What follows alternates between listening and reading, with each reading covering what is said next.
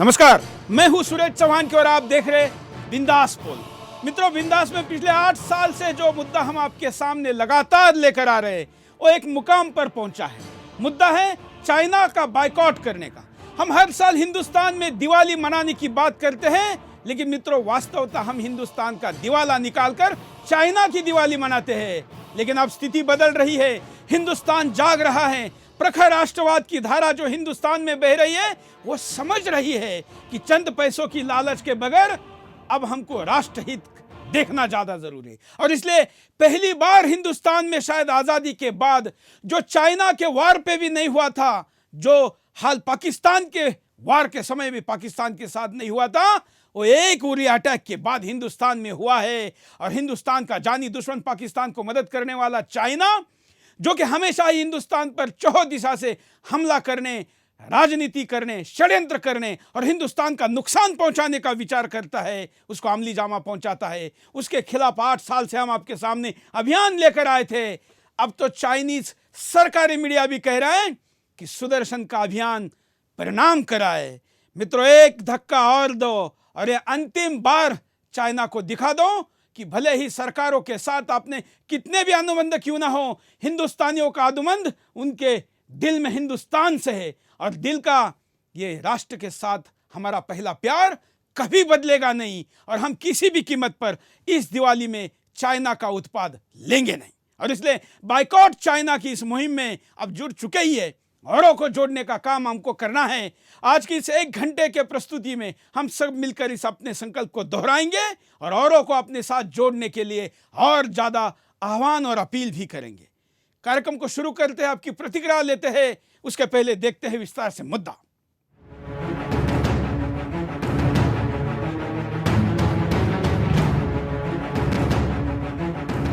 Sudarshan news 8 साल से लगातार चीन में बने उत्पादों के बहिष्कार का अभियान चला रहा है।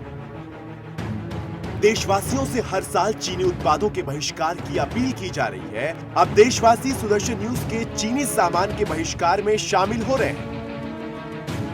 सुदर्शन न्यूज के बायकॉट चाइना प्रोडक्ट में लोग शामिल होकर देश और सेना का साथ दे रहे हैं। ऐसे में ड्रैगन पर बायकॉट चाइना का असर देखने को मिल रहा है। भारतीय बाजारों में चीनी उत्पादों के बहिष्कार ने अपना रंग दिखाना शुरू कर दिया। बायकॉट चाइना प्रोडक्ट की मुहिम से ड्रैगन डर गया है। अब चीन पूरी तरह से बौखला गया है। चीन की बौखलाहट में भाषा की मर्यादा तक को भूल गया है। बची कुची कसर भारत ने ब्रिक्स और बिम्स्टेक में चीन पर कूटनीतिक हमला करके पूरी कर दी। पाकिस्तान पर चीन के दोगले षड्यंत्र को दुनिया समझ चुकी है। अमूमन शांत बने रहने वाले चीन की बौखलाहट बता रही है कि हर ओर से तीर निशाने पर लगा है। चीन जुर्लाहट में अपनी कूटनीति को ताक पर रखकर भाषाई संतुलन खो रहा है। चीन का सरकारी मीडिया लिख रहा है कि भारत केवल भौंक सकता है। भारत दोनों देशों के व्यापार घाटे को कम करने के लिए कुछ नहीं कर सकता।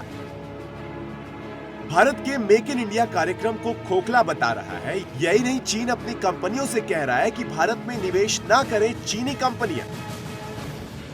दरअसल ये बात सच है कि भारत और चीन का व्यापार घाटा काफी बड़ा है। भारत का द्विपक्षीय व्यापार चीन के मुकाबले करीब $54 अरब कम है। चीन जहां भारत को $61 अरब का सामान बेचता है, वहीं भारत केवल $9 अरब का सामान बेचता है चीन को।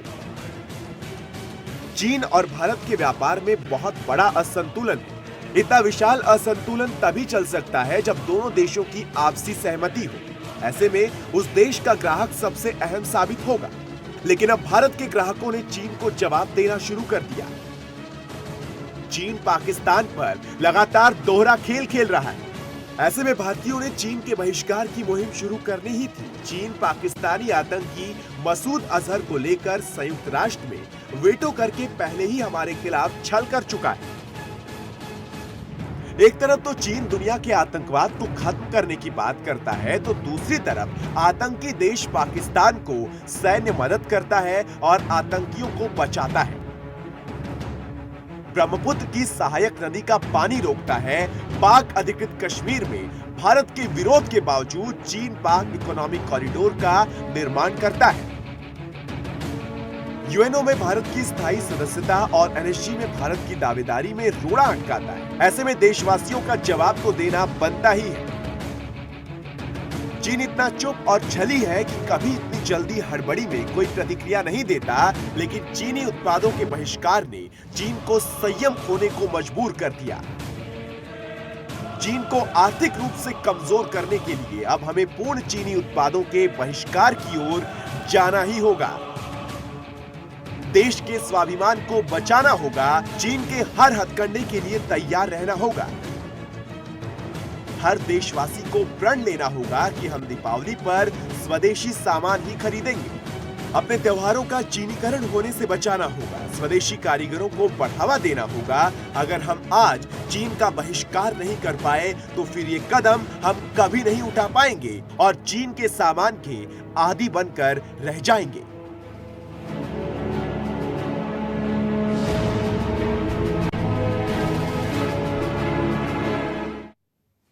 ये मुद्दा है और इस मुद्दे पर बेखौफ होकर बोलना है। हमारे साथ दो विशेष अतिथि जुड़े हैं, प्रखर राष्ट्रवादी दोनों लोग हमारे साथ इस वक्त स्टूडियो में हैं। हमारे साथ है हेल्थ गुरु डॉक्टर नरेश शर्मा जी, आपका स्वागत है। हमारे साथ है प्रखर राष्ट्रवादी कवि, जो कि आप इसके पहले भी बिंदास में देख चुके हैं, अमित शर्मा जी। दोनों के साथ साथ तमाम लोग करोड़ों की संख्या में जो अपने घरों में बैठे हैं, काम पर है, कहीं विदेश में इस वक्त जहां दिन है वहां पर भी मोबाइल पर, कंप्यूटर पर, टीवी पर, आईपीटीवी पर जो सुदर्शन को देख रहे हैं, यूट्यूब पर लाइव देख रहे हैं, उन तमाम सारे लोगों का मैं स्वागत करते हुए ये कहूंगा कि अब अपनी प्रतिक्रिया को और पुख्ता करके इस कार्यक्रम में पहुंचाइए। टेलीफोन नंबर स्क्रीन पर चल रहे हैं। हमारे स्काइप पर भी आप कॉल करके वीडियो में अपनी बात को रख सकते हैं और हमारे सोशल मीडिया के हैंडल पर भी आप अपनी बात को रख सकते हैं। सबसे पहले चलते हैं नरेश जी के पास। नरेश जी, 8 साल पहले जब सुदर्शन ने इस कैंपेन को शुरू किया था तो कई लोग हंसते थे, वो कहते थे कहाँ चाइना, कहाँ सुदर्शन, कहाँ ये सब कुछ आपकी बात लोग सुनने वाले हैं, हिंदुस्तानी तो लालची होते हैं, चंद पैसों के लिए चाइना का उत्पाद लेंगे। 8 साल बाद हम बड़े गर्व के साथ, स्वाभिमान के साथ कहते हैं कि हमारी बात हिंदुस्तान मान रहा है। नरेश जी। सुरेश जी, सर्वप्रथम तो मैं आपकी दूरदृष्टि कि जो देश आज समझ रहा है उस तथ्य को आपने 8 वर्ष पूर्व समझा, तो मैं आपकी दूरदृष्टि, राष्ट्रवादिता और देशभक्ति को प्रणाम करता हूं। और पूरा देश आज आपको प्रणाम करेगा और आपको सहयोग करेगा कि आप भारत माँ के सच्चे सपूत हैं। आप स्वयं वीर शिवाजी की, वीर सावरकर की भूमि से हैं और आप सही मायने में उनके वंशज को सिद्ध कर रहे हैं, क्योंकि एक फौजी जहां भारत की सीमा पर लड़ता है, वहीं अनेक फौजी हैं जो देश में कार्य करते हैं। एक सिविल इंजीनियर उन हमारे फौजी भाइयों के लिए सड़क बनाता है, एक इंजीनियर टैंक बनाता है, एक साइंटिस्ट इसरो का मिसाइल बनाता है और एक डॉक्टर हमारे घायल और बीमार फौजी भाइयों के लिए उनका इलाज करता है। ये सभी फौजी हैं, ये सभी देशभक्त हैं। और एक आप जैसा पत्रकार अपनी कलम से, अपनी आवाज़ से इस देशद्रोहियों और गद्दारों को ललकारता है।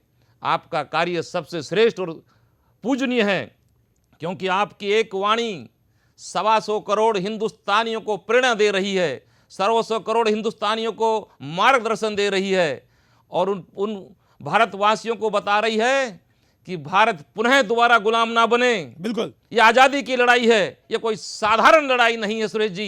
ये सिर्फ चाइना का बायकॉट नहीं है, ये भारत की संपूर्ण आज़ादी की बात है, ये भारत माँ की सेवा है। तो मैं आपके इस प्रयास को, वंदनीय प्रयास को प्रणाम करता हूं। बिल्कुल, हमारे साथ कवि भी है अमित। हमें भाई साहब, सबसे पहले आपकी इस मुहिम को मैं नमन करता हूं, प्रणाम करता हूं। और आपने 8 साल पहले से मुहिम चलाई और आपकी सब बातों को प्रणाम करता हूं। और सीधे सीधे ये कहना चाहता हूं कि जो चाइना, हमारे देश में चाइना का एक भी प्रोडक्ट ऐसा नहीं है जो हमारे देश में अच्छा काम करता हो। चाइनीज के सारे प्रोडक्ट जाना ही इसलिए जाता है कि वो यूज एंड थ्रो होता है, छोटी लाइफ का होता है, कम समय का होता है, हाँ। टिकाऊ नहीं होता। बिल्कुल बिल्कुल। एक मेरे पास बुरा तो तब लगता है जब हमारे भोले भाले हिंदुस्तानी लक्ष्मी की पूजा भी चाइनीज लेकर करते हैं। हाँ, जो भारत की मिट्टी की नहीं, जो चाइना की है वो टिकेगी क्या? बिल्कुल बिल्कुल बिल्कुल। एक मेरे पास व्हाट्सएप पे एक जोक आया था। एक व्यक्ति था, उसने एक चाइनीज लड़की से शादी कर ली। 4 दिन बाद वो लड़की मर गई, तो उसका दोस्त कहने लगा, तो दोस्त के सामने रोने लगा कि यार मेरी पत्नी मर गई। तो उसके दोस्त ने कहा कि यार मुझे एक बात बताओ, ये चाइनीज माल चलता ही कितना है? तो इस तरह की बात है। लेकिन मैं आपकी इस दूरदृष्टि को प्रणाम करना चाहता हूं और मैं ये कहना चाहता हूं अपने सारे हिंदुस्तानियों से कि सरकार की राजनीतिक मजबूरी हो सकती है, उसकी कूटनीति मजबूरी हो सकती है, लेकिन हम 125 करोड़ हिंदुस्तानियों की कोई मजबूरी नहीं है। मैं आपको बता देना चाहता हूं कि 5000 करोड़ का माल ऑर्डर हमारे व्यापारी भाइयों ने कैंसिल किया है। मैं अपने व्यापारी भाइयों को भी नमन करता हूं, सबको नमन करता हूं। और इस दीपावली पे लोगों ने दिखा दिया है, क्योंकि मेरे सामने एक 60 साल के बुजुर्ग ने एक व्यक्ति से कहा था कि आप ये बताओ ये लड़ी चाइनीज है? उन्होंने कहा था कि हाँ ये चाइनीज लड़ी है, तो उसने 80 रुपए की लड़ी लेने से इनकार कर दिया था। मैं नमन करता हूं उन व्यक्तियों को और सीधे सीधे एक बात कहना चाहता हूं कि बलिदानी परिवारों ने निवाला खाया नहीं, ये बात मेरी चीन तक पहुंचे। और मैं देश के सत्ता में बैठे लोगों से भी एक बात कहना चाहता हूं कि मुझे पता लगा है और मैंने इंटरनेट पे इस बात को खोजा है कि स्वामी विवेकानंद की जो मूर्ति बनने वाली है उसमें 3000 करोड़ का खर्चा आ रहा है और 3000 करोड़ का ठेका हमारे देश ने चाइना को दिया है। एक बार भारतीय कलाकारों को यह मौका देखो, हम विवेकानंद की उससे भी दुगनी ऊंची इमारत बना सकते हैं और पूरे विश्व में वो इमारत जानी जाएगी। तब जाकर कहता हूं कि बलिदानी परिवारों ने निवाला खाया नहीं, सरकारी कोष में से अन्न भेज दीजिए और बच्चे बलिदानियों के जितने अनाथ हुए उन्हें हंसी गान वाला मन भेज दीजिए और जितने हैं देशद्रोही सबको भगाओ तुम, गद्दारों को उनके वतन भेज दीजिए और मोदी साड़ी सॉल वाली रिश्तेदारी बंद करो, एक बार चीन में कफन भेज दीजिए। अब हमें इन लोगों को दिखाना पड़ेगा, क्योंकि हम आबादी में भी चीन से ज्यादा पीछे नहीं है और हमारे देश को, जिस देश को कहा जा रहा है कि भारत केवल भौंक सकता है, भारत भौंकना नहीं, भारत करना भी जानता है। और मैं एक बात बता देता हूं, चीन क्या कहता है आपको पता है? चीन ने यह कहा है, जब हमने ये बायकॉट का कैंपेन चला और मेक इन इंडिया हमारे देश के प्रधानमंत्री ने चलाया, जब तमाम यूरोपियन और अमेरिकन कंपनियां चाइना के प्रोडक्शन हाउस को छोड़कर भारत में अपने उत्पाद लगाने के लिए मेक इन इंडिया में आ रही हैं, तब वो कहता है कि भारत के लोग आलसी हैं, भारत के लोग कामचोर है, भारत के लोग मक्कार है, भारत के लोग अपने पैसे का पूरा कंपनी को रिटर्न देते नहीं, तो वो देश क्या मेक इन इंडिया बनाएगा? परिश्रम तो चाइनीज करता है और इसलिए हम पूरे दुनिया में हावी है। यह हिंदुस्तानियों के स्वाभिमान को, हिंदुस्तान के क्रय शक्ति को, हिंदुस्तान के पुरुषार्थ को चाइना ने ललकारा है और उसको भी हमको जवाब देकर दिखाना है कि हिंदुस्तान कितना क्रियाशील है। कई कॉलर हमारे साथ जुड़े हैं, कॉलर के पास चलता है। जय हिंद, बोलिए। हेलो, हाँ श्री जी, जैन जी। जय हिंद, बोलिए।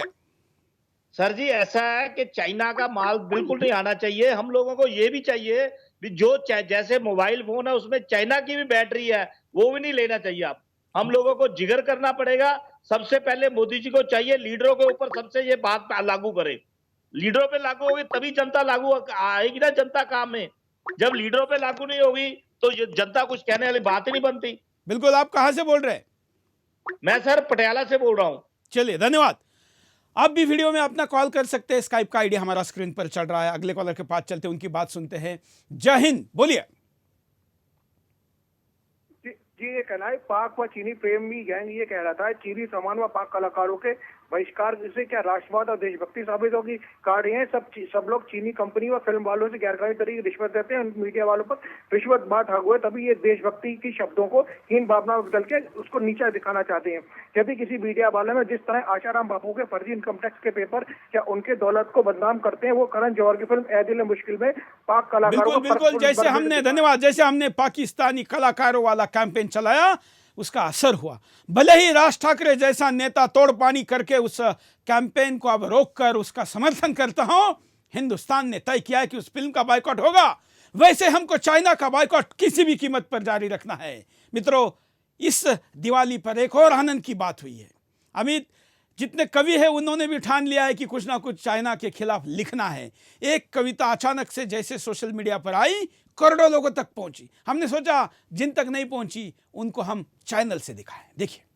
गला घोंट कर छेद न करना थाली में, राष्ट्रीय हित का गला घोंट कर छेद न करना थाली में, मिट्टी वाले दिए जलाना अब की बार दिवाली में, मिट्टी वाले दिए जलाना अब की बार दिवाली में, देश के धन को देश में रखना नहीं बहाना नाली में, देश के धन को देश में रखना नहीं बहाना नाली में, मिट्टी वाले दिए जलाना अब की बार दिवाली में, मिट्टी वाले दिए जलाना अब की बार दिवाली में, बने जो अपनी मिट्टी से वो दिए बिके बाजारों में, छुपी है वैज्ञानिकता अपने सभी तीज त्योहारों में, छुपी है वैज्ञानिकता अपने सभी तीज त्योहारों में, चाइनीज झालर से आकर्षित कीट पतंगे आते हैं, जबकि दिए में जलकर बरसाती कीड़े मर जाते हैं, कार्तिक दीपदान से बदले पितृदोष खुशहाली में, कार्तिक दीपदान से बदले पितृदोष खुशहाली में, मिट्टी वाले दिए जलाना अब की बार दिवाली में, मिट्टी वाले दिए जलाना अब की बार दिवाली में, कार्तिक की अमावस वाली रात न अब की काली हो, दिए बनाने वालों की भी खुशियों भरी दिवाली हो, दिए बनाने वालों की भी खुशियों भरी दिवाली हो, अपने देश का पैसा जाए अपने भाई की झोली में, गया जो दुश्मन देश में पैसा लगेगा राइफल गोली में, देश की सीमा रहे सुरक्षित चूक न हो रखवाली में, देश की सीमा रहे सुरक्षित चूक न हो रखवाली में, मिट्टी वाले दिए जलाना अब की बार दिवाली में। वाह, मैं तो ये कवि का नाम भी नहीं जानता और मैं जानता हूँ कि बहुत से लोग जानते भी नहीं होंगे। किसी दुकान पर बैठकर ये कविता को किसी मोबाइल में शूट कर डाला है। ये राष्ट्र में अब इस वक्त चाइना के प्रति खुल रहा गुस्सा है, हिंदुस्तान का प्रेम है और वही इस कविता को करोड़ों लोगों तक लेके गया है। अगर कोई इस कवि को जानता है तो उनको हम तक ज़रूर पहुंचाइए। हम चाहेंगे कि उनको स्टूडियो में बुलाकर इस कविता को दोबारा हिंदुस्तान के सामने और जोश के साथ प्रस्तुत करने का मौका दे। अमित। हाँ भाई साहब, आपने एक बात की कि चाइना ये कहता है कि भारत के लोग आलसी हैं। मैं एक बात कह देना चाहता हूं कि हिंदुस्तान के लोग आलसी नहीं हैं और चाइना इस बात को जान ले। आज हमारे पास में अग्नि 5 की भी ताकत है। अब 1962 वाला ही हिंदुस्तान नहीं है। अगर चाइना हमारे तरफ ईंट से वार करेगा तो हम पत्थर से जवाब देना जानते हैं। मैं सीधे सीधे कहना चाहता हूं कि एक चीन जो कश्मीर पर नजर डालकर बैठा है, एक चीन जो कश्मीर पर नजर डालकर बैठा है, अपने भीतर दुश्मन पाकिस्तान पालकर बैठा है, जो अपने राष्ट्र तिरंगे को दुनिया में ना तनने देता, एनएसजी का सदस्य अपने भारत को ना बनने देता, और ऐसे चीन का हम कोई भी प्रबंध नहीं होने देंगे और पूरे देश में चीन का मान नहीं बिकने देंगे। सीधे सीधे कहता हूं। बिल्कुल नरेश जी, आप देख रहे लोगों में क्या जोश है, क्या उत्साह है, क्या भाव है। अभी पिछले दिनों हमारे सैकड़ों फौजी भाई कश्मीर और सीमा पर शहीद हुए और जब वो शहीद हुए तो हमने उनके परिवारों की वो देखी है घटनाएं कि उनके माता पिता बहन बेटियां किस प्रकार से रो रही थी और पूरा देश उन दृश्यों को देखकर बहुत ही भाव विभोर हो रहा था कि बहुत उसके मन में पीड़ा थी। लेकिन आज देशवासियों को सोचना है कि अगर हम उन शहीदों को वास्तव में श्रद्धांजलि देना चाहते हैं तो हम उनके शवों के साथ हजारों लाखों की संख्या में उनके शवों के साथ यात्रा निकालते हैं, लेकिन जो उन शहीदों पर जो गोले बरसे, उन शहीदों की छाती में जो गोलियां लगी, वो हमारे ही पैसे से उन लोगों ने खरीदी है। ये बड़ा ही सोचने का विषय है कि जो हमारे देशभक्त को, हमारे भारत माँ के जो पुत्र हैं, जो लाल हैं, उनके सीने में जो गोली चली वो भारत माँ के पुत्र की ही पैसे से खरीदी गई है। बिल्कुल तो बिल्कुल कितना बढ़िया तरीका है जो आपने एक चाइनीज लक्ष्मी खरीद कर चाइना को स्पॉन्सर की है। अगर आप चाइनीज उत्पाद खरीद रहे हैं तो मित्रों समझ लीजिए कि आप हिंदुस्तान के सैनिकों के लिए कफन खरीद रहे हैं। मैं जानता हूं कि पाप आप नहीं करना चाहते, लेकिन चंद लालच में, चंद रुपए के लालच में, अनजाने में और बहुत बार गंभीरता न होने के कारण ये पाप होता है। ये होने नहीं देना है, सजग रहना है। इस बार हिंदुस्तान के लिए जागने की यह दिवाली है और इसलिए जाग कर चाइना का बायकॉट करने की दिवाली है। छोटे से ब्रेक के लिए रुकते हैं, ब्रेक के बाद आएंगे बिंदास।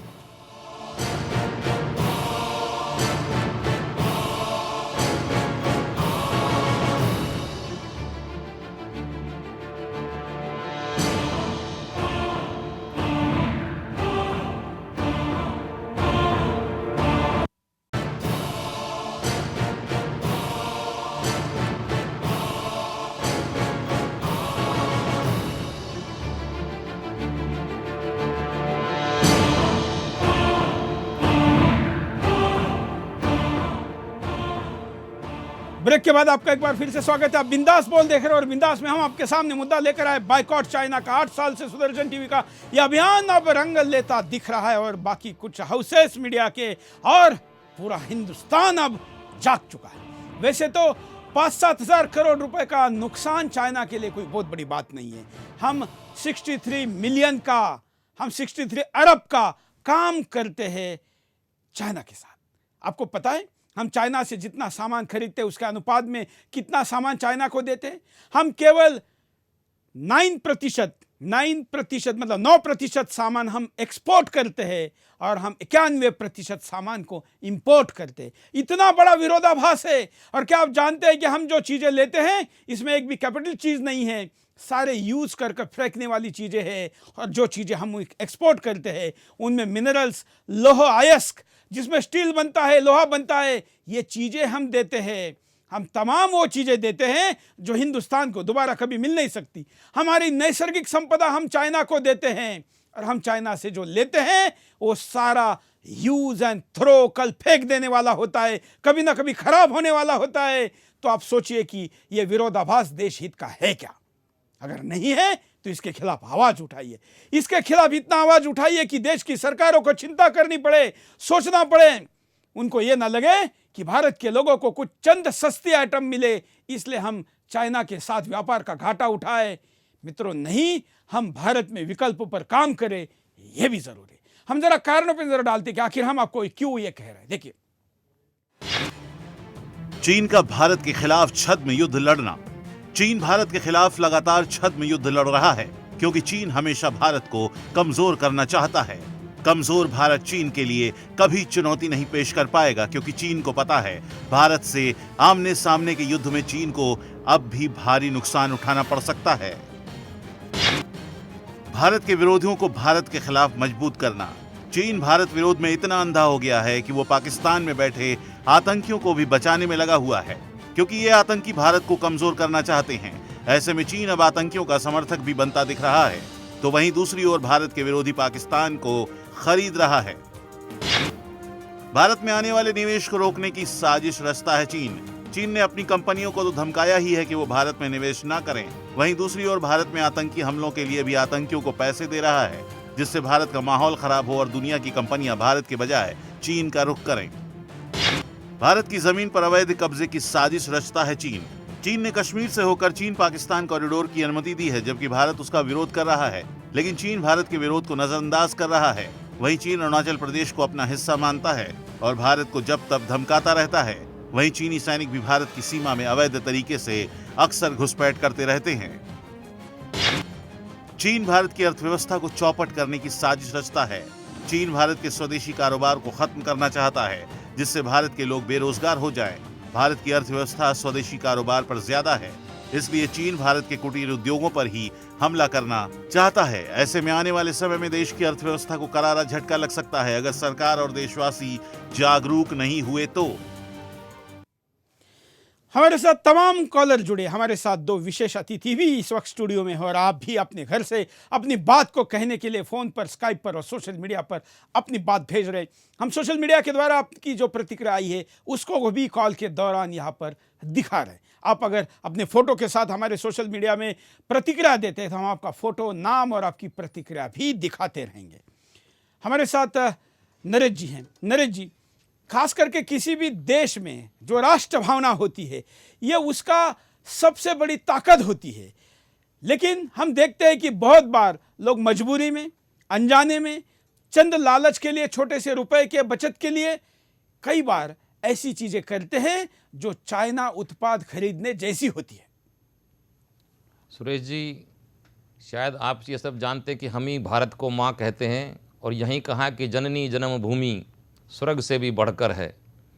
तो आज ये भारत हमारी माँ है और सुरेश जी, आज भी इस देश में करोड़ों लोग पेट भर भोजन नहीं कर पाते। ऐसे स्थिति में भी हम क्यों विदेशी माल खरीदें? हम अपने ही जो चीज़ें, जो पदार्थ हमारे ही लोग बना सकते हैं, हमारे किसान भाई बना सकते हैं, हमारे कुटीर उद्यमी बना सकते हैं, हमारे व्यापारी बना सकते हैं। और अगर हमारा माल, और ये बात भी सिद्ध हो रही है कि चाइना के माल की क्वालिटी घटिया है, तो उनके घटिया क्वालिटी के माल को हम क्यों खरीदें?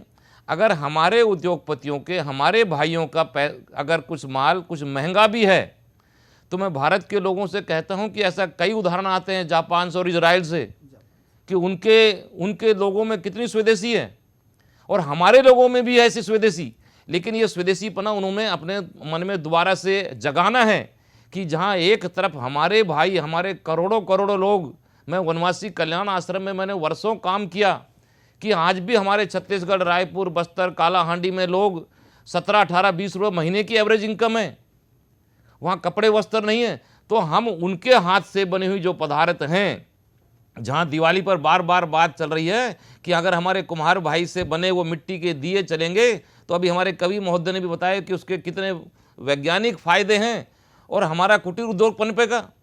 तो हम सब भाइयों को, हिंदुस्तान वासियों को, लेकिन जब दुकान में खरीदने जाते हैं और खास करके मॉल में और बड़े दुकानों में खरीदने जाने वाले और जिनके जेब में लक्ष्मी ने बड़ी उपलब्धि दिखाई है, वो लोग तो देखते हैं कि फिनिशिंग का दिया चाहिए, डिजाइन का दिया चाहिए, नक्काशी वाला दिया चाहिए। वो ये नहीं जानते कि वो भारत के मिट्टी का नहीं बना है, वो ये नहीं जानते कि यह चाइना का है, वो ये नहीं जानते कि यह वो चीन है, जो चीन हमारे अरुणाचल पर गंदी नजर रखता है, वो चीन जो हमेशा हमारे यहाँ पर घुसपैठ करता है। क्या आप जानते हैं कि भारत ने जो 3 युद्ध लड़े उसमें हमारे जितने लोग नहीं मरे, उससे ज्यादा जो लोग नक्सलवाद और आतंकवाद में मरे, इसके पीछे चाइना का 85% हाथ है। 5% यहाँ के गद्दार और 10% पाकिस्तान का बाप है। अगर इतना बड़ा काम चाइना करता है तो क्या आप उसको स्पॉन्सर करेंगे? क्या आप उसके उत्पादकों को लेंगे? क्या आप उसका हौसला बढ़ाएंगे? क्या आप ऐसा बाजार बनना चाहते हैं जो ऐसा लालची हो कि राष्ट्र का हित दूर, बस अपनी बचत को सोचे?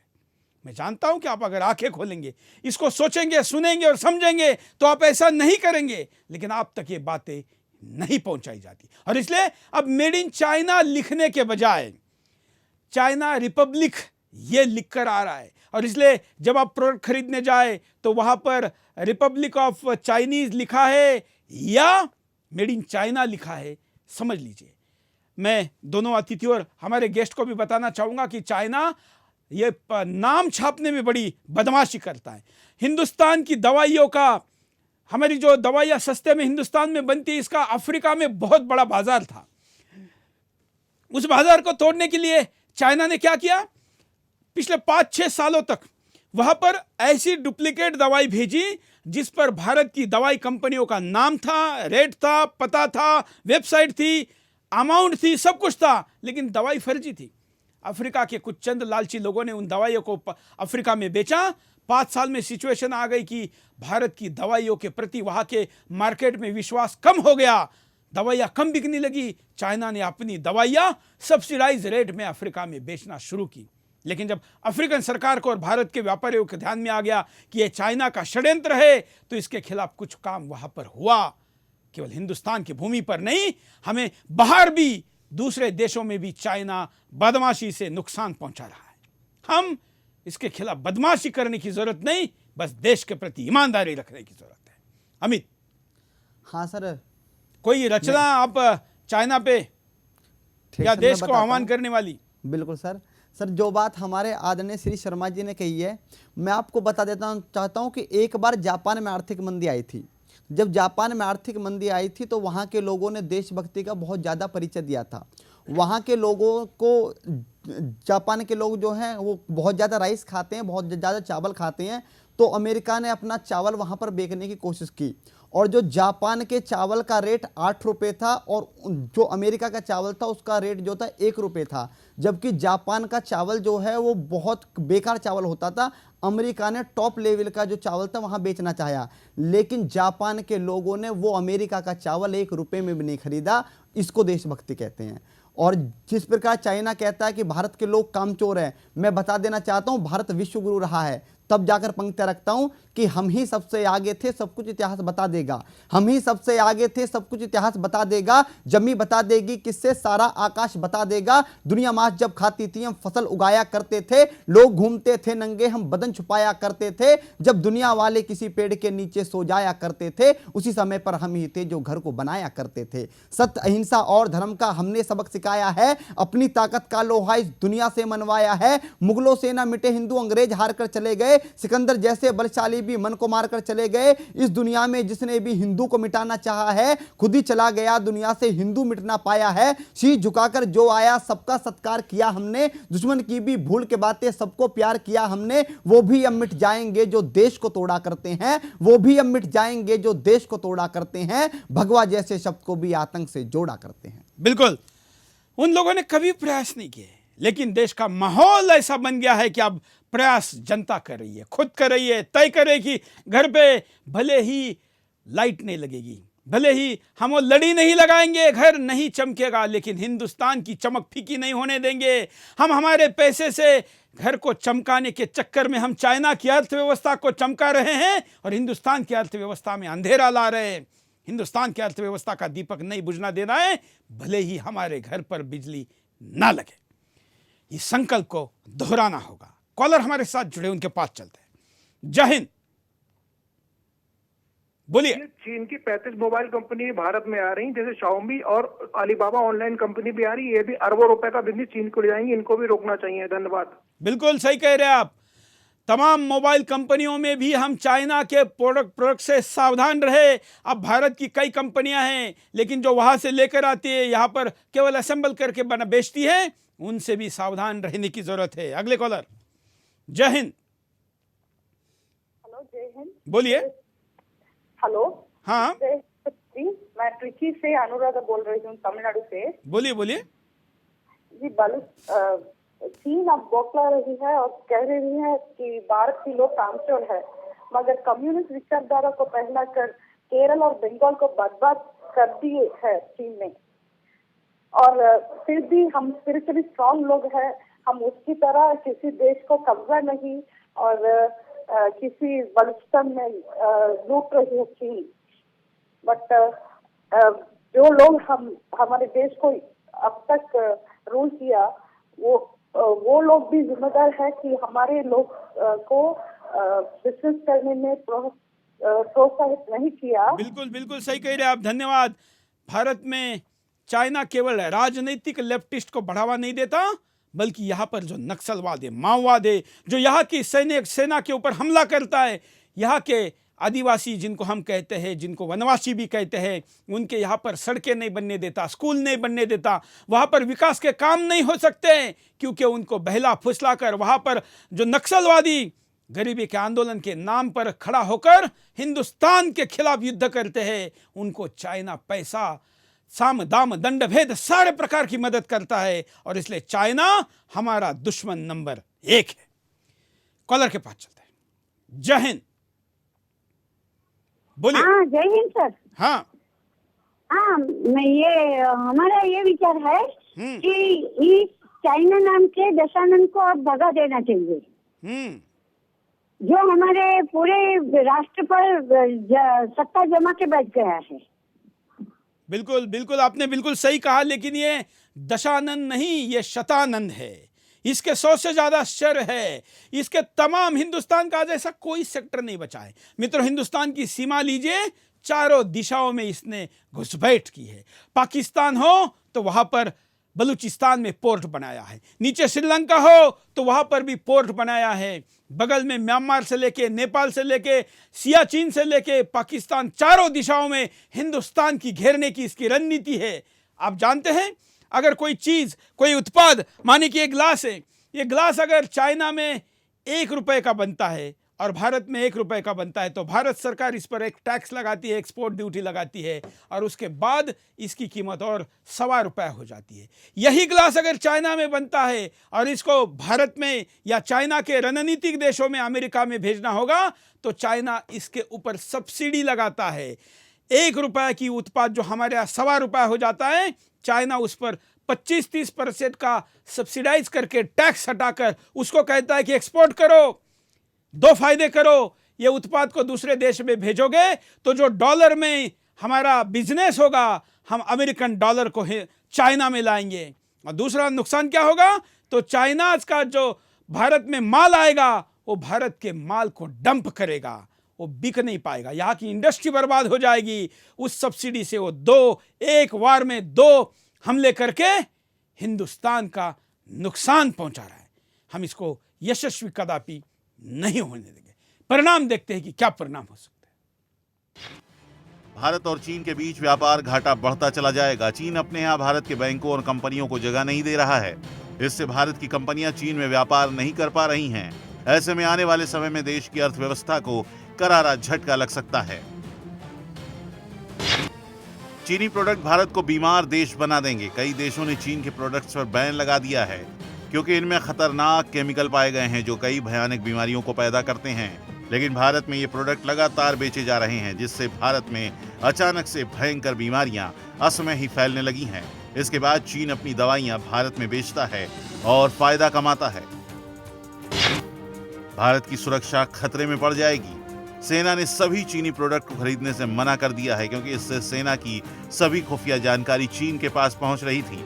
वहीं अब चीनी हैकर भारत के बैंकों में सेंध लगाकर चीनी एटीएम के जरिए भारतीयों को चूना लगा रहे हैं। अगर हम अभी भी नहीं जागे तो आने वाले समय में हमारी हर जानकारी चीन के पास होगी। भारत को विश्व शक्ति बनने में अड़ंगा लगाता रहेगा चीन। यूएनओ में चीन भारत की स्थायी सदस्यता का विरोध करता है। एनएसजी में चीन ने भारत एंट्री में बाधा पैदा की। वहीं चीन भारत की कंपनियों और उनके उत्पादों के खिलाफ फर्जी षड्यंत्र करता है। ऐसे में चीन आने वाले समय में भारत की ताकत को इतनी आसानी से मानने वाला नहीं। चीन भारत के खिलाफ दोहरा खेल खेलता रहेगा। चीन हमेशा भारत के खिलाफ दोगली नीति अपनाता है। एक ओर तो चीन कहता है भारत चीन के लिए अपने बाजार को पूरी तरह से खोल दे, तो दूसरी ओर भारत की उम्मीदवारी में टांग अड़ाता है क्योंकि वो सिर्फ और सिर्फ अपना हित देखता है। कॉलर के पास चलते हैं। जय हिंद। जी क्या कहना है आपको? मैं ये कहना चाह रहा था, ये लाइव आ रहा है यहाँ पे उसका चाइना के बाइकआउट का। हेलो, बोलिए क्या कहना है? मैं ये चाइना के बारे में बोलना चाह रहा हूँ मैं आपको। बोलिए ना। हाँ, मैं ये कह रहा। हेलो, चलिए धन्यवाद। कॉलर को कहेंगे कि कॉल कनेक्ट होते ही अपने कान में फोन पर जो आवाज आ रहा है उसको सुनिए। स्क्रीन पर कुछ सेकंड डिले आता है, उसके चक्कर में आप अपनी बात को नहीं रख पाते। अगले कॉलर। जय हिंद। हेलो, बोलिए। हेलो, बोलिए। हाँ जी। चलिए धन्यवाद। शायद बहुत ज्यादा नए कॉलर है और कंट्रोल रूम से प्रॉपर सूचना नहीं समझ पा रहे हैं। मैं कॉलर को कहूंगा कि आपका भी समय बर्बाद न करें और हमारा भी न करें। अगले कॉलर के पास चलते हैं। जय हिंद। हेलो, बोलिए। हेलो, हेलो, मैं सुन रहा हूँ सर, आपकी आवाज सुन रहा हूँ। हेलो, हेलो, बोलिए ना। मैं बोल रहा हूँ सर। सर मैं ये कह रहा हूँ कि जो आप जो चाइना से सामान मंगा रहे हैं, आप इसको अगर मंगाना बंद कर दिए तो फिर हिंदुस्तान में कहाँ से आएगा? मतलब सब कुछ सरकार करे, हम कुछ नहीं करेंगे। चलिए धन्यवाद। ये बहुत गलत मानसिकता है कि सरकार बैन करे, हम नहीं करेंगे। अरे क्यों? सरकार तो अंतर्राष्ट्रीय अनुबंधों में बंधी हुई है। सरकार को तो राष्ट्रीय अंतर्राष्ट्रीय कूटनीति करनी है। सरकार इतने आसानी से किसी निर्णय को नहीं कर सकती, हालांकि करना चाहिए लेकिन नहीं कर सकती। ऐसे में हम तो कर सकते हैं ना। थोड़ी देर पहले कवि अमित ने एक उदाहरण दिया था। मैं एक उदाहरण अब तक इस चैनल पर 10 बार दे चुका हूं। बार बार इसलिए देता हूं क्योंकि आप इसको याद रखें और लोगों को बताएं। उदाहरण है दोबारा जापान का। जापानी लोगों को संतरा खाना बहुत पसंद है, लेकिन एक साल वहां पर कुछ बारिश कम हुई और संतरे का उत्पादन कम हुआ तो बाजार तो मुनाफा देखता है। इसलिए कुछ जापानी व्यापारियों ने और अमेरिकी कंपनियों ने सोचा कि जापान में संतरा कम उत्पादित हो रहा है तो उन कंपनियों में वहां पर अपना प्रोडक्ट भेज दिया, सब्सिडाइज रेट में भेजा और बड़ी सब्सिडाइज रेट में आधे से कम कीमत पे संतरा मिलने लगा। लेकिन संतरे के प्रेमी जापानियों ने यह निर्णय किया।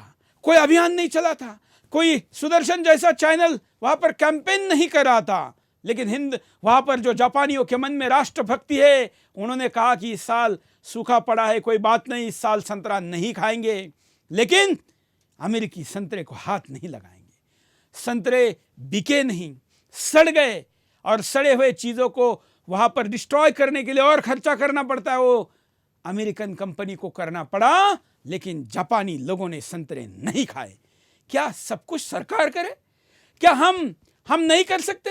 सरकार अनुबंधों में बंदी है, बाजार मुनाफा चाहता है इसलिए उत्पाद लाएगा, लेकिन खरीदना तो आपको है। आप अपने लालच को कंट्रोल रखिए, सब संभव है। कलर के पास चलते हैं। जय हिंद। जय हिंद सुरेश जी। हाँ, मैं मुकुल शुक्ला मुंबई से। बोलिए। ये जो विषय है चाइना के प्रोडक्ट्स के बाइकआउट का, ये सिर्फ देशभक्ति से जुड़ा मामला नहीं, आर्थिक पहलू से जुड़ा मामला नहीं, ये एक रणनीतिक मामला भी है।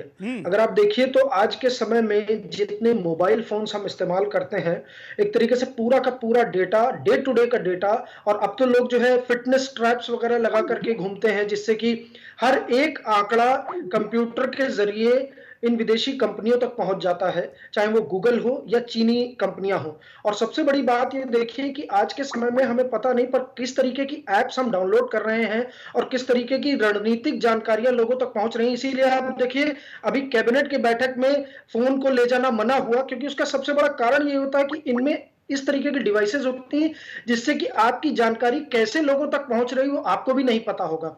तो ऐसे में आर्थिक पहलू अपनी जगह पर, सामाजिक राष्ट्रभक्ति की बात अपनी जगह पर, रणनीतिक साझेदारी के तौर पर, रणनीति के तौर पर भी हमें इन विदेशी सामानों का बहिष्कार करना पड़ेगा, खास करके चीनी सामानों का, क्योंकि चाइना इतना बदमाश है कि उसे पता है कि किस तरीके की डिवाइसेस में किस तरीके की चीजें लगाएं, और उससे भी वो हमारी जासूसी बैठे बैठे कर रहा है।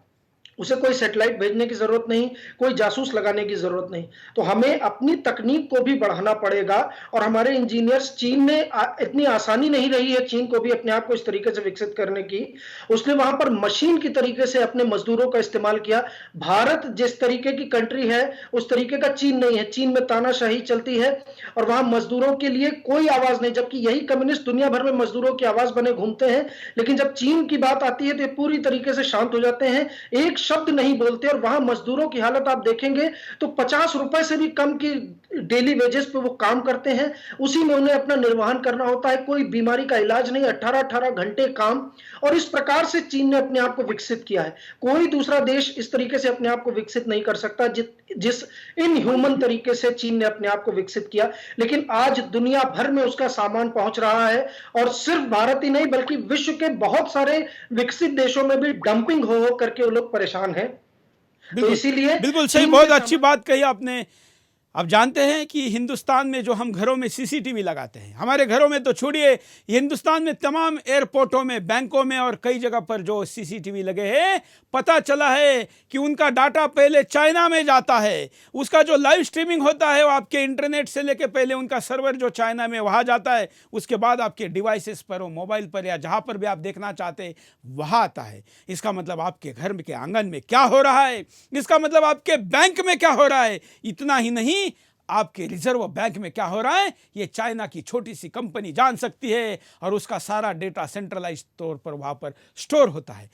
भारत सरकार ने कैबिनेट में मोबाइल लेके जाने के लिए जो बैन किया, आप क्या जानते हैं कि जैसे जो आजकल के स्मार्टफोन है, इस स्मार्टफोन में भले ही आप उसको ऑफ करके उसके कॉल को ऑफ कर दे, लेकिन उसकी स्ट्रीमिंग चालू रहती है।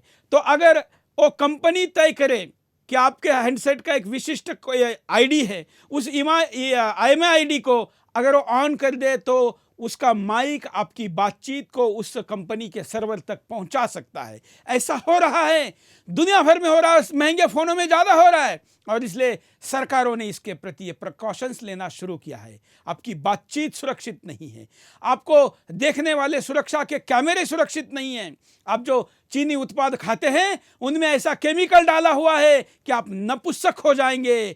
पिछले 20 साल में भारत में आने वाले उत्पादकों के द्वारा हिंदुस्तान में 150 ऐसी बीमारियों को बढ़ाया है, जिनमें सबसे बड़ी बीमारी नपुंसकता है। दूसरी बीमारी हाइपरटेंशन, गुस्सा है। ऐसा गुस्सा हिंदुस्तान में कभी नहीं था।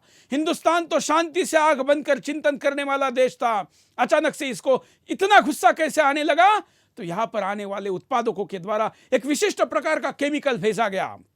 तमाम ऐसी दवा कंपनियां जो यूरोप अमेरिका में चलती है, वो चाइना जैसे देशों को यहाँ पर उत्पाद भेजते समय उसके साथ कुछ वायरस भेजने के लिए कहती है, जिससे कि उनकी दवाइयाँ यहाँ पर बिके। आखिर ऐसा क्या कारण है? दिल्ली जैसे महानगरों में हम ऐसे ऐसे बीमारियों से बीमार हो रहे हैं जो कि एकदम जहाँ कोई अव्यवस्था है वहाँ के लोगों के लिए भी ऐसी बीमारियाँ नहीं होती। तमाम ऐसे पहलू है जिसको हमने ध्यान देने की जरूरत है। दोनों अतिथियों की एक एक प्रतिक्रिया लेते हैं। नरेश जी, कार्यक्रम के आखिर में क्या कहेंगे? सुरेश जी, पिछले कई वर्षों से चीन भारत के साथ बहुत ही सात्विकतापूर्ण व्यवहार कर रहा है, और आज आपने इतनी देश में जागृति कर दी। जो बात आपने कही है कि नकली दवाई आ रही हैं, इतना खतरनाक स्थिति है, तो आज मैं समाज और सरकार इन दोनों को महत्वपूर्ण भूमिका निभानी है। जहां मैं सरकार से निवेदन करूंगा कि वो भारतीय उद्योगों को खूब बढ़ावा दे, वहां अच्छी सड़कें बनाए, यहां के उद्योगपतियों को 24 घंटे बिजली मिले, जो टैक्स की व्यवस्था है वो बहुत सरल हो, जिससे भारतीय पदार्थों की लागत कम पड़े और वो क्वालिटी अच्छी हो, तो लोग भारत के सामान को खरीदेंगे। वहीं देश की जनता के अंदर भी इतनी देशभक्ति की जागृति पैदा करनी है कि हमें किसी भी हालत में दुश्मन देश का सामान नहीं खरीदना, क्योंकि ये एक तरह का देशद्रोह है, ये एक तरह की गद्दारी है। जब हम स्वदेशी का पदार्थ यूज करते थे तो हम विश्व गुरु थे, हमारे देश सोने की चिड़िया था। उस समय में भारत में दूध दही की नदियाँ बहती थी। अगर पुनः भारत को विश्व गुरु बनाना है, पुनः यहाँ सोने की चिड़िया बनना है, पुनः दूध दही की नदियाँ बहानी है, तो संपूर्ण भारतवासियों को ये कर्तव्य मानकर, ये धर्म मानकर, ये सेवा मानकर भारतीय पदार्थों को ही प्रयोग करना है। बिल्कुल करना चाहिए। अमित? हाँ मैं सर, एक मेरे मित्र हैं श्री संदीप सुकुमार जी, बहुत अच्छे शायर हैं, उन्होंने मुझे 2 पंक्तियाँ भेजी हैं। उनकी 2 पंक्तियाँ हैं, बस मिट्टी का दीप जलेगा पूजा वाली थाली में, सबने मिलकर तय किया है अब की साल दिवाली में। बिल्कुल। तो जो बात हमारे नरेश जी ने कही सर, जो हमारा देश विश्वगुरु बनेगा वो भारतीय संस्कृति पर बनेगा। किसी बड़े शायर ने लिखा है कि वतन की फिक्र करना दा मुसीबत आने वाली है, वतन की फिक्र करना दा मुसीबत आने वाली है, तेरे बर्बादी के तस्करे हैं आसमानों में, नहीं संभले तो मिट जाओगे हिंदुस्तान वालों, तुम्हारी दास्तां तक भी ना होगी दास्तानों में। बिल्कुल। और इसलिए ऐसा तो हम होने नहीं देंगे। बिल्कुल। क्योंकि बाबर आए, यहाँ पर तमाम कितने लोग आए। हाँ। हिंदुस्तान में दुनिया का कोई लुटेरा ऐसा नहीं रहा जो हिंदुस्तान में नहीं आया। ब्रिटिश हो, पोर्तुगीज हो, तमाम प्रकार के हुन से लेके कोई ऐसा नहीं बचा जो हिंदुस्तान में नहीं आया। लेकिन हिंदुस्तान फिर भी नहीं बचा, फिर भी बचा रहा, बटा नहीं। क्यों? क्योंकि इसमें एक ताकत है, कुछ ऐसा है जो हमको मिटने नहीं देता। लेकिन अब घाव उस पे हो रहा है, अब घाव उस पे हो रहा है, और इसलिए सावधान होना ज्यादा जरूरी है। मित्रों, उसी कविता के साथ मैं आपको दोबारा छोड़ चलता हूं, जो आजकल बहुत बड़े पैमाने पर हिंदुस्तान को जगाने का काम सोशल मीडिया के द्वारा कर रही। फिर कहता हूँ कि इस कवि को आप कहीं आपको मिले तो हम तक ज़रूर भेजिए, हम उनको सुदर्शन के द्वारा अपनी प्रस्तुति के लिए यहाँ पर बुलाएंगे। आज आपने इस कार्यक्रम में बढ़ चढ़ कर हिस्सा लिया, उससे भी ज़्यादा मैं आपका धन्यवाद करता हूँ कि बाइकॉट चाइना में आपने बढ़ चढ़ कर हिस्सा लिया। इसको और ज़्यादा आगे रखिए, दिवाली करीब आने वाली है, असली खरीदी तो अब होनी है, और इसलिए अब कोई गलती नहीं होनी चाहिए। आज के लिए इतना ही। कविता के साथ आपको छोड़ चलते। जय हिंद। गला घोंट कर छेद न करना थाली में, राष्ट्रीय हित का गला घोंट कर छेद न करना थाली में, मिट्टी वाले दिए जलाना अब की बार दिवाली में, मिट्टी वाले दिए जलाना अब की बार दिवाली में, देश के धन को देश में रखना नहीं बहाना नाली में, देश के धन को देश में रखना नहीं बहाना नाली में, मिट्टी वाले दिए जलाना अब की बार दिवाली में, मिट्टी वाले दिए जलाना अब की बार दिवाली में, बने जो अपनी मिट्टी से वो दिए बिके बाजारों में, छुपी है वैज्ञानिकता अपने सभी तीज त्योहारों में, छुपी है वैज्ञानिकता अपने सभी तीज त्योहारों में, चाइनीज झालर से आकर्षित कीट पतंगे आते हैं, जबकि दिए में जलकर बरसाती कीड़े मर जाते हैं, कार्तिक दीप दान से बदले पितृदोष खुशहाली में, कार्तिक दीप दान से बदले पितृदोष खुशहाली में, मिट्टी वाले दिए जलाना अब की बार दिवाली थाली में, मिट्टी वाले दिए जलाना अब की बार दिवाली में। कार्तिक की अमावस वाली रात न अब की काली हो, दिए बनाने वालों की भी खुशियों भरी दिवाली हो, दिए बनाने वालों की भी खुशियों भरी दिवाली हो। अपने देश का पैसा जाए अपने भाई की झोली में, गया जो दुश्मन देश में पैसा लगेगा राइफल गोली में। देश की सीमा रहे सुरक्षित, चूक न हो रखवाली में, देश की सीमा रहे सुरक्षित, चूक न हो रखवाली में। मिट्टी वाले दिए जलाना अब की बार दिवाली में।